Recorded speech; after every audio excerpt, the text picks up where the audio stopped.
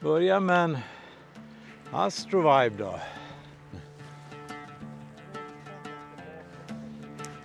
Ja. Sådär. Där. Fisk första kastet. Kolla in den här. Kolla in den här borren. Den här är okej, va? Den är helt okej, den duger. 48. Det är sånt man ska ta på tävling. Ja. Hej på er! Bladbeten, eller bladebaits, är ju fantastiskt fångstgivande beten ibland. Men du som har fiskat med dem någon gång, du har väl märkt att det finns några nackdelar med det också.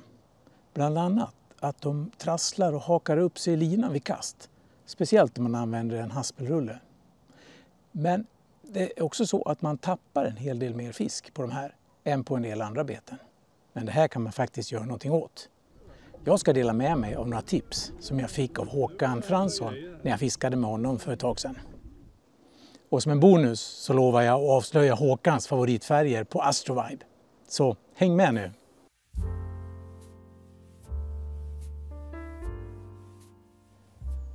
Okej, hur kan man maxa sina bladbeten då? Och sitt fiske med bladbete? Jo, tips nummer 1 och det allra viktigaste, det är att byta ut trekrokarna till enkelkrokar. Det både minskar trasselrisken och krokar fisken bättre. Och att avkrokningen sen också går lättare och snabbare, ja, det tackar förstås fisken dig extra för. Så här gör du då. Jag har 2 storlekar av Astrovibe här, 26 och 17 gram. Och på de här funkar krok i storlek 1-4, lite beroende på märke. Vi tar en 26-grammare och ett par krokar i storlek 1. Som du ser har den här kroken en lite annorlunda ögla som är anpassad för just det här användningsområdet. Och den här typen av specialkrok kan vara lite svår att få tag på faktiskt. Men just de här decoy-krokarna har jag hittat hos Fiske och Outdoor. Och jag lägger en länk ner i beskrivningen. Börja med att öppna upp fjäderringen. Lämpligen med ett sånt här verktyg eller en fjäderringstång. Börja ta loss trekroken så här.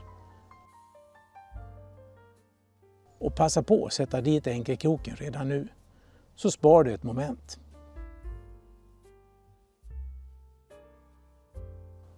Tänk bara på att sätta kroken åt rätt håll. Den främre ska peka framåt och den bakre peka bakåt. För bästa krokning.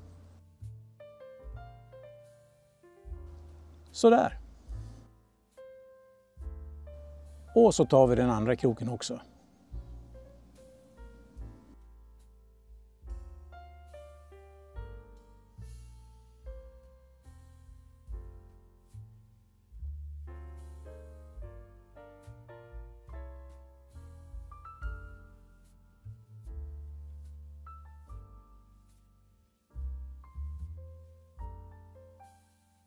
Sådär då.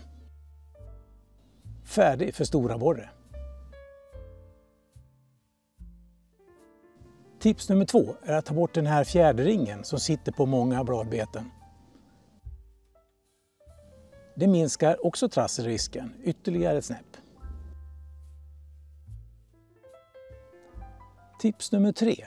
Använd lite grövre lina till tafsen. Det ger en styvare tafs och mindre trasselrisk. Och med den här typen av högaktiva beten så kan man köra grövre än man brukar faktiskt.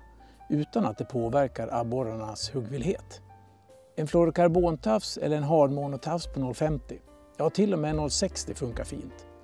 Det minskar ju också risken att du blir av med betet om du får påhälsning av sån där stor grön otäcking med en massa tänder. Och slutligen tips nummer 4 som handlar om kastteknik. Se till att hålla linan sträckt och bromsa kastet med fingret sista biten innan betet slår i vattnet. Det minskar trasselrisken rejält. Som du nog redan förstått så är Astrovibe min absoluta favorit för abborrfiske. Och om du har sett min film där jag halar abborre med Håkan Fransson, ja då vet du att det är hans favoritbete för stora abborre också. Den här fina abborren på närmare 1,5 kilo, den såg i sig en 26-grammare då jag var ute med Håkan. Och så lovade jag ju att avslöja Håkans färgfavoriter på Astrovibe. Och det här är några av de färger han har flest av i beteslådan. Blue Silver OB, eller den svarta varianten. Något guldigt, som den här böcklingen till exempel.